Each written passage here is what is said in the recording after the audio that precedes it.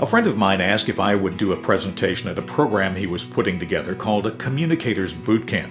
He wanted me to speak about my experience as a YouTuber. Well, I agreed, but then I thought, how am I going to do that? And then it occurred to me, I'd make a YouTube video about my process. The key words are my process. There are many ways to make YouTube videos. I'm not saying this is the best way. All I'm saying is it's my way, and I hope it's helpful. It starts with the idea. What do you want to say? In this case, it's pretty straightforward. I want to show how I make a video and then post it to my YouTube channel. This is critical. Unless you can focus your vision, it will be difficult for your viewers to see where you're going, and if it will be worth spending their time to watch it. If you can't offer a clear direction and some real benefits to the viewer, they probably won't watch, and your time and effort will be wasted. They may even post negative comments and hit the do not like button. So you've got the idea. Next, you need to think about how you're going to visualize it. YouTube is a visual medium. That's its power. You not only have to say it, you have to show it. The message and the visuals need to work together. There's an expression, we can fix it in post. That's true, but you have to have something to fix. If you don't have good visuals, you don't get the views. By good, I mean the highest production values you can bring to the project. That doesn't mean spending a lot of money. It's more basic than that. Use a tripod. Have good light. Don't do a lot of zooming and panning. Think about your composition. I use a Canon Vixia HV30. It's a high-definition, consumer-grade video camera. It's very close to being a professional-grade camera. It meets my needs and my budget. It also takes great video. If your visuals are just so-so, the perception of your viewer will be that your video is probably so-so and not worth watching. The medium is the message. Organizing your work is very important. I create a file on my computer where all of the elements of my video project will be stored.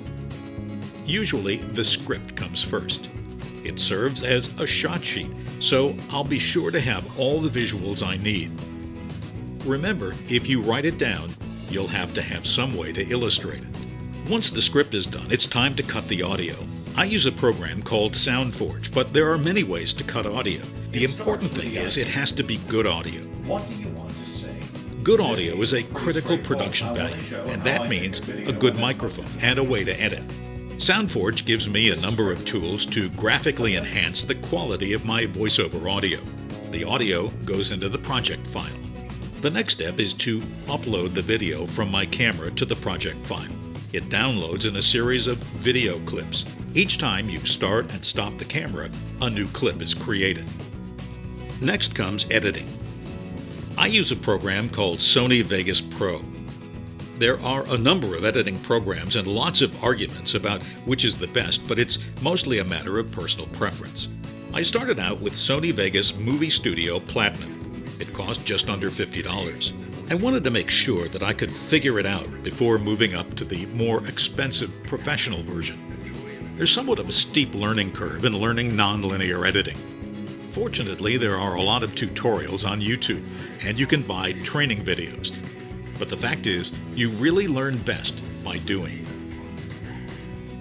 Import the video clips and audio narration into your editing program.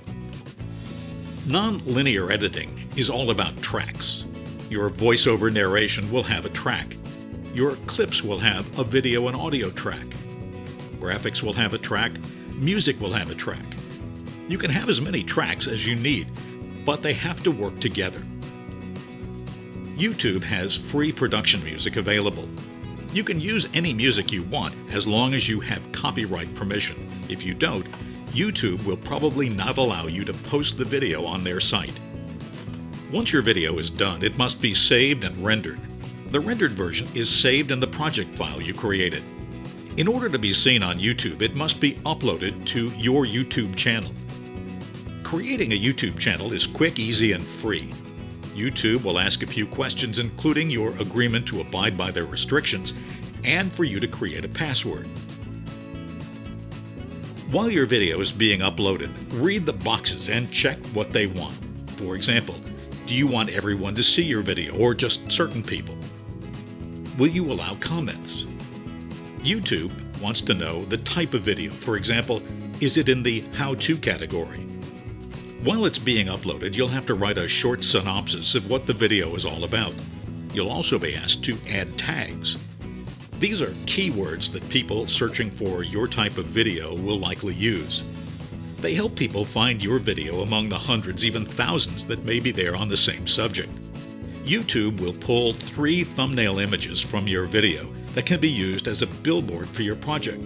You can also create a custom thumbnail. It helps to make your video stand out from the crowd. Once you're satisfied, hit publish and the project goes live on your channel. Then you need to tell people about your video. Post a link on your Facebook page and other social media platforms. The process of creating a YouTube video can be complex and time-consuming. Will it be worth the effort? The only ones who can answer that question are your viewers.